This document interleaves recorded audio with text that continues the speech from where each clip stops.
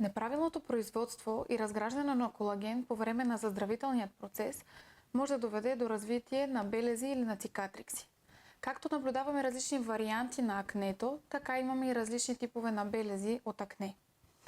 Най-общо ги разделяме на атрофични, на хипертрофични и на белези с дисколорация или с промяна на цвета на кожата.